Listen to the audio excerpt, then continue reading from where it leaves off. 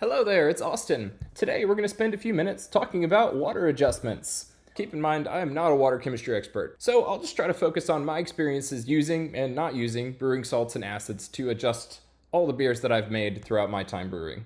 So yeah, take everything I say with that in mind. To start on the flowchart of water adjustments, there's kind of two main reasons that you would adjust your water in the first place.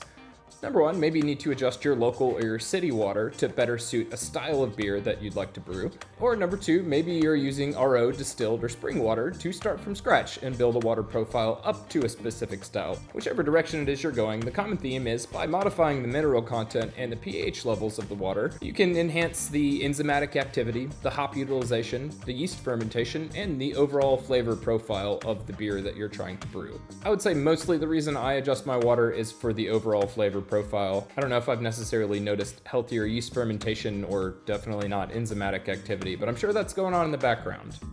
So what are the specific salts and acids that you use to adjust your water?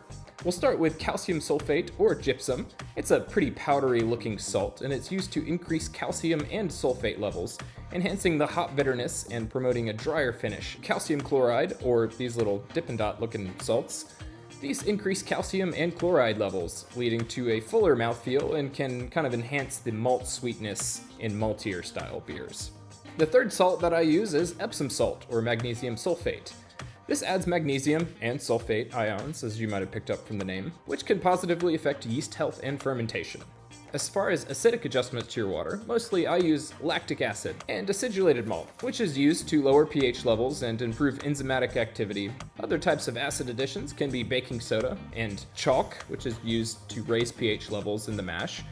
So now that we know what we're adjusting our water with, we'll move back over to the flowchart and talk more about the why. If you're using your local or city water, there could be a few things different about it that might positively or negatively affect it when you're trying to brew different styles.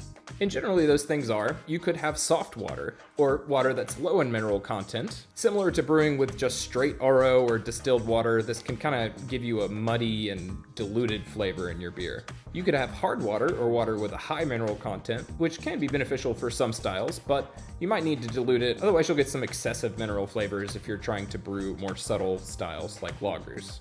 Looking more specifically at the breakdown of elements in your water, you could have high sulfate water that can accentuate hop bitterness and dryness.